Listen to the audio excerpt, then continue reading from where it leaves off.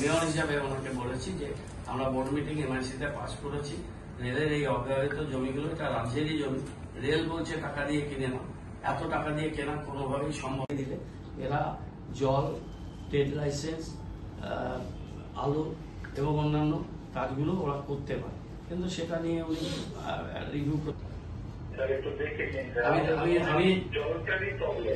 আমি তো সই করতে পারবো না,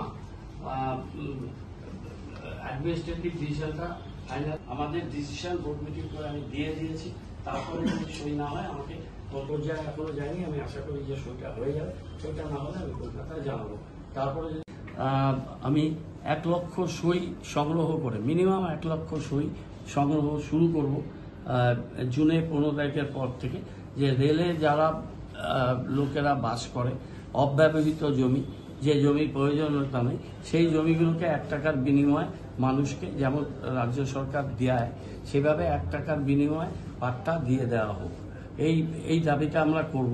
এবং যতদিন পর্যন্ত না এই পাট্টা প্রক্রিয়া কমপ্লিট হচ্ছে ততদিন পর্যন্ত আমরা টেম্পোরারি বেসিসে এদের একটা হোল্ডিং নাম্বার দিয়েছে। হোল্ডিং নাম্বারে কিন্তু কোনো টাইটেল পাস করে না, হোল্ডিং নাম্বার মানে টু হোল্ড দি প্রপার্টি। সেটা হলে কি হবে, ট্রেড লাইসেন্স পাবে, জল পাবে, ইলেকট্রিসিটি পাবে, সেইটা আমাদের করাতে হবে। সেইটা নিয়ে বোর্ড মিটিংয়ে আমরা ডিসিশন নিয়েছি।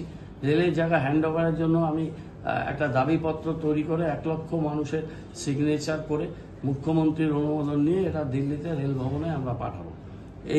এই প্রক্রিয়াটা আমরা শুরু করব, ম্যাপ দিয়ে কোথায় কোথায় জমি, আমি সেই কাজটা শুরু করেছি।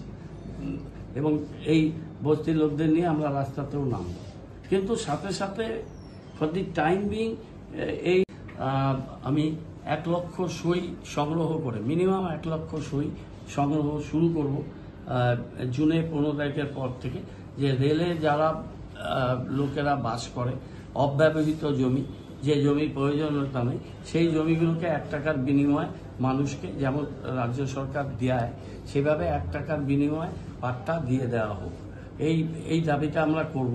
এবং যতদিন পর্যন্ত না এই পাট্টা প্রক্রিয়া কমপ্লিট হচ্ছে ততদিন পর্যন্ত আমরা টেম্পোরারি বেসিসে এদের একটা হোল্ডিং নাম্বার দিয়েছে। হোল্ডিং নাম্বারে কিন্তু কোনো টাইটেল পাস করে না, হোল্ডিং নাম্বার মানে টু হোল্ড দি প্রপার্টি। সেটা হলে কি হবে, ট্রেড লাইসেন্স পাবে, জল পাবে, ইলেকট্রিসিটি পাবে, সেইটা আমাদের করাতে হবে। সেইটা নিয়ে বোর্ড মিটিংয়ে আমরা ডিসিশন নিয়েছি। রেলের জায়গা হ্যান্ড ওভারের জন্য আমি একটা দাবিপত্র তৈরি করে 1 লক্ষ মানুষের সিগনেচার করে মুখ্যমন্ত্রীর অনুমোদন নিয়ে এটা দিল্লিতে রেল ভবনে আমরা পাঠাবো।